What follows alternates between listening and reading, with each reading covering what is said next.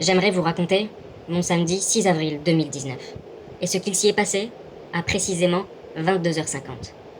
Vous expliquer pourquoi, à ce moment-là, j'ai vécu un moment essentiel de ma vie, alors même que ce que j'étais en train de vivre n'avait a priori rien d'exceptionnel. Pour que vous puissiez comprendre, il faut que je vous parle de foot.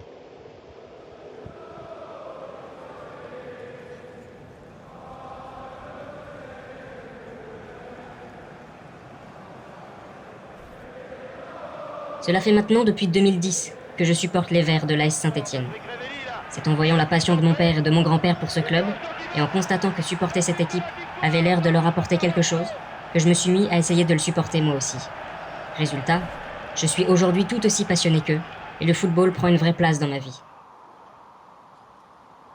En fait, le football m'aide à réguler mes humeurs, à faire expulser les émotions que je n'arrive pas à exprimer le restant de la journée.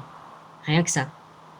Enfin, les moments de joie footballistique mettent une énorme claque à la pudeur bien installée entre moi et mon père, en conséquence de quoi, quand un but est inscrit, les étreintes viriles deviennent possibles. Pour alimenter cette passion, on essaye d'aller au stade une fois par an. Et cette année, c'est au stade de la Licorne d'Amiens que nous allons, avec mon père et mon grand-père. Je me dois de vous expliquer en 2 mots le contexte de ma vie à ce moment-là. Pas terrible. Je dois absolument trouver du travail, et c'est pas simple. Je dois absolument trouver un appartement, et c'est pas simple. Et sentimentalement, c'est tout aussi compliqué. Bref, c'est pas terrible. J'ai effectivement beaucoup de choses à expulser de moi ce jour-là, et je compte bien sur ce match pour m'aider à ça. Et c'est tant mieux, parce que tout est réuni pour que l'on puisse passer un bon moment. L'ambiance amiénoise est familiale, les supporters stéphanois ayant fait le déplacement sont à la fête, et puis tout de même, je suis avec mon père et mon grand-père, et ça, c'est rare. Début de match agréable et plutôt équilibré, et c'est Saint-Étienne qui ouvre le score. Explosion de joie, étreinte virile, on serre la main de supporters que l'on ne connaît pas. Le match avance et c'est Amiens qui égalise. L'ensemble du stade se soulève, fête ce but, et bizarrement, je ne ressens aucun énervement. Il faut dire qu'il s'agit d'un beau but, et je l'applaudis même, influencé par la bonne ambiance qui règne. On approche de la mi-temps, finalement dominée par Saint-Étienne, et le premier tournant du match a lieu. Carton rouge pour Amiens. A priori un avantage pour les Verts. Effectivement, ils toucheront 2 fois les montants juste avant la mi-temps. Frustrant, mais pas de quoi gâcher le bon moment que nous sommes en train de passer. À la reprise, Saint-Étienne ne joue pas bien. N'assume pas son statut d'équipe qui doit prendre le match en main. Et au contraire, c'est Amiens qui marque le 2e but, sur sa première occasion depuis la reprise. 2-1. La situation est retournée. Une perte de balle. Ruffier qui effleure le ballon. Un poteau rentrant.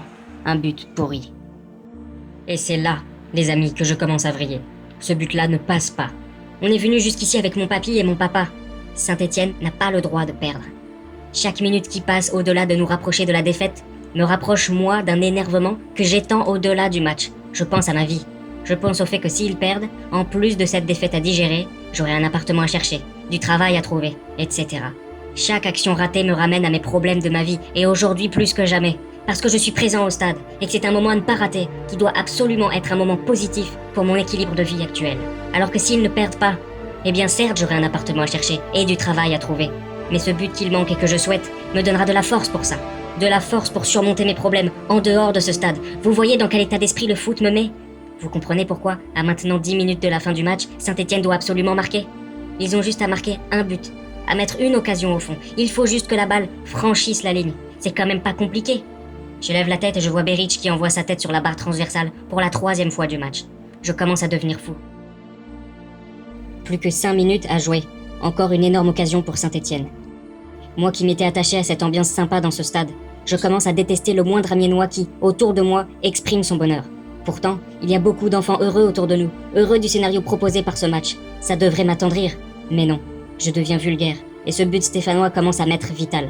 Je sais que ce n'est que du foot.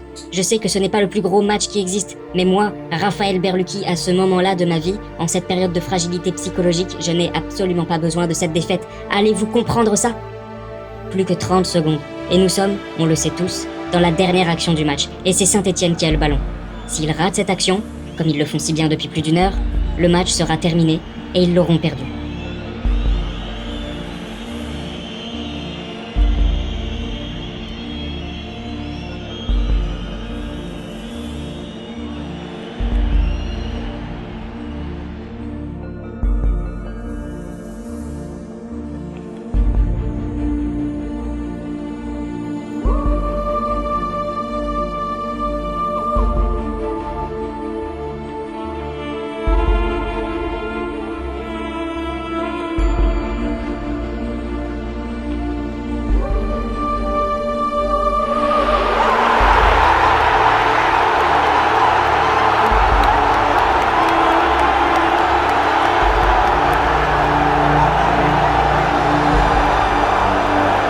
J'ai explosé.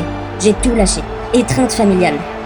J'ai crié, longtemps, trop longtemps, seul dans cette tribune, entouré de gens et d'enfants dépités. Mais c'était moi l'enfant. J'ai crié comme un gosse, au point que mon père m'a rappelé à l'ordre. Mais il n'y avait plus que moi et mon bonheur sur cette terre.